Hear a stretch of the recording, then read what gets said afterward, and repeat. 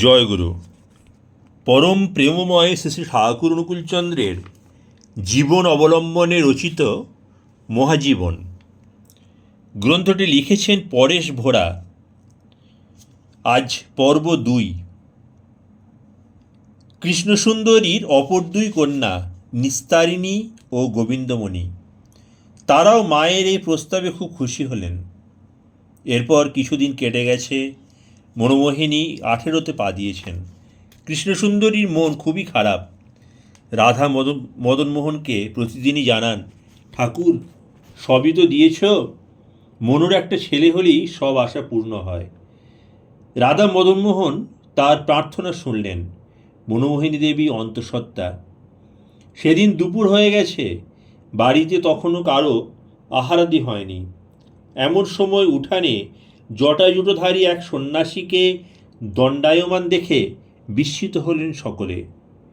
শান্ত সুন্দর মুখখানা তাঁর। কিছুক্ষণ পর বললেন, কিছু খেতে দিবি মা? মনোমোহিনীর মুখখানা উদ্বেলিত হয়ে উঠল সন্ন্যাসীর ডাকে। তাকে অভ্যর্থনা জানিয়ে বললেন, কেন দেব না বাবা? আপনি দুপুরবেলা এই বাড়িতে এসেছেন, আমার অতিথি, বসুন, একটু বিশ্রাম নিন, আমি সব ব্যবস্থা করে দিচ্ছি। হাত পা ধোবার জল, গামছা এনে দিয়ে অন্দরে চলে গেলেন মনোমোহিনী। সাধু সন্ন্যাসীদের সেবা যত্ন করতে পারলে যেন তার আর কিছুর প্রয়োজন হয় না। সন্ন্যাসীকে আহার করতে দিয়ে সামনে বসলেন মনোমোহিনী, যাতে কোনো ত্রুটি না হয়। না না, এইটুকু আপনার খেতেই হবে। স্বল্পভাষী সন্ন্যাসী বারবার বারণ করে সত্ত্বেও জোর করে থালায় 4টে ভাত দেন মনোমোহিনী, যেন একান্ত আপনার জন। সন্ন্যাসী বিরক্তি প্রকাশ করলেন না, বরঞ্চ পরম তৃপ্তি সহকারে খেয়ে নিলেন সবটুকু। বিদায়বেলায় বললেন, এই বাড়ির বড় ছেলে মারা যাবে, কিন্তু যিনি আসছেন তিনি আপন চরিত্র বলে বহু লোকের অধীশ্বর হবেন। সন্ন্যাসী বিদায় নিয়ে চলে গেলেন, কিন্তু কৃষ্ণসুন্দরীর বুকখানা দুরু দুরু করে কেঁপে উঠল। এ যে তাঁরই সর্বনাশের কথা বলে গেলেন সন্ন্যাসী। সত্যি, বাড়ির একমাত্র ছেলে যোগেন্দ্র নারায়ণ কয়েকদিনে জ্বরে মারা গেলেন। পরিবারের সকলেই শোকাভিভূত হয়ে পড়লেন, বিশেষ করে কৃষ্ণসুন্দরী। পুত্রশোকে খুবই কাতর হয়ে পড়লেন তিনি। মনোমোহিনীর এদিকে 11 মাস হতে চলল, কিন্তু সন্তান প্রসবের কোনো চিহ্ন দেখা যায় না। কৃষ্ণসুন্দরী খুবই চিন্তিত সেজন্য। চিন্তার পর চিন্তা। পাড়া প্রতিবেশী সকলে পরামর্শ দিল ওঝা ডেকে ঝাড়ফুঁক করতে, কিন্তু কৃষ্ণসুন্দরী রাধা মদনমোহনের ঘরে গিয়ে ডাকলেন, ঠাকুর তুমি ছাড়া কে আছে আমার? তুমি আমায় এ বিপদ থেকে উদ্ধার করে দাও। ভাদ্র মাস শেষ হয়। ভোরের দিকে বেশ ঠান্ডার আমেজ দিচ্ছে। মনোমোহিনী ব্রাহ্ম মুহূর্তে এক অপূর্ব সুন্দর সন্তান প্রসব করলেন। অদ্ভুত বৃত্তান্ত বলল দাইমা। চিৎকার করে উঠেছিল সন্তান ভূমিষ্ঠ হওয়ার সঙ্গে সঙ্গে। অদ্ভুত এক দৈবী আলোতে সমস্ত ঘর আলোকিত হয়ে উঠেছে। প্রসূতি তখন বাহ্য জ্ঞানহারা হয়ে পড়ে আছে। ঘরে যেন আগুন লেগেছে। দাইমা ছুটে এসে কৃষ্ণসুন্দরীকে জানালো, মা, ঘরে আগুন লেগেছে, শিগগির এসো।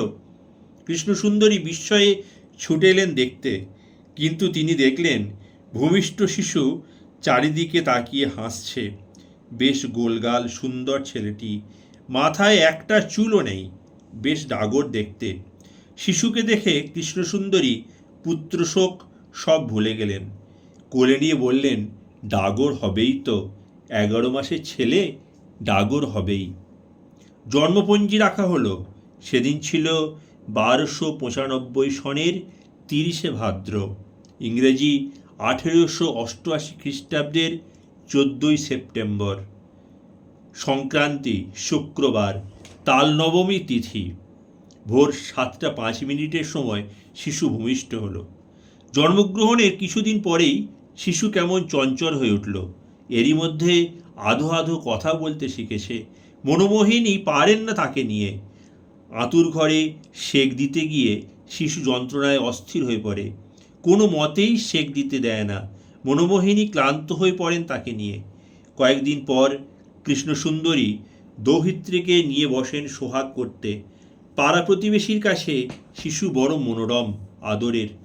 কোলে নিতে সকলেরই প্রাণ চায়, প্রাণ ভরে যায় কোলে নিলে। ঘুমিয়ে থাকে শিশু, মা একটা রং বেরঙের সোলার খাঁচা সামনে ঝুলিয়ে রেখেছেন।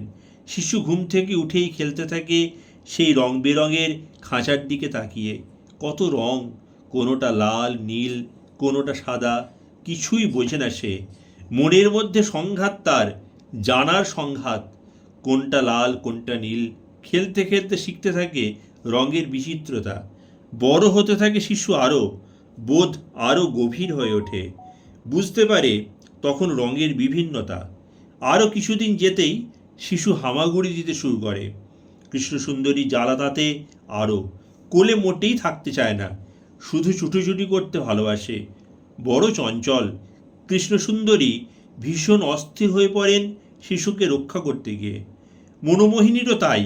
ছেলেকে দুদণ্ড শান্ত দেখেন না। কখন যে অসতর্কে শরীরে আঘাত পাবে তার ঠিক নেই। মনোমোহিনী মাঝে মাঝে বিরক্ত হয়ে ওঠেন। কৃষ্ণসুন্দরী তাকে বাধা দিয়ে বলেন, আহা, মারিস নে মনো, এই বয়সে একটু আধটু চঞ্চল হয়ই, তাতে কি হয়েছে। কৃষ্ণসুন্দরী দৌহিত্রকে কোলে টেনে নেন, ভালোবাসতে থাকেন। বয়স হওয়ার সঙ্গে সঙ্গে শিশুর স্বভাবও কেমন পরিবর্তন হতে থাকে। এইমাত্র 1.5 বছর, বেশ কথা বলছে আধো আধো, হামাগুড়ি দিয়ে বহু দূর চলে যায়। আজকাল লোভ তার লাঠির ওপর। লাঠি নিয়ে খেলতে খুব ভালোবাসে। ছুটে যায় লাঠি আনতে, মুঠোর মধ্যে শক্ত করে ধরে রাখে, এই তার খেলা।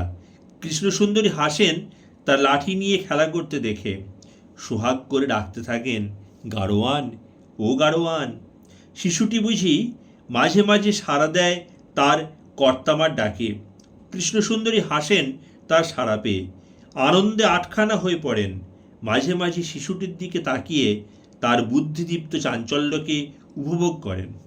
প্রতিবেশীরা সকলেই আজকাল ডাকে শিশুকে গাড়োয়ান বলে, কিন্তু মনোমোহিনী তাতে কোনো প্রতিবাদ করেন না। সকলের আদরের ডাক, তিনি বাধা দেবেন কি করে। তিনি অন্নপ্রাশনের দিন নাম রাখলেন অনুকূল। নামের আদ্যক্ষর নিয়ে কবিতা সৃষ্টি করলেন। অকুলে পড়িলে দিনহীন জনে, নুইয়াইও শির কহিও কথা, কুল দিতে তারে সেধো প্রাণপণে, লক্ষ্য করি তার নাসীয় ব্যথা। জয়গুরু।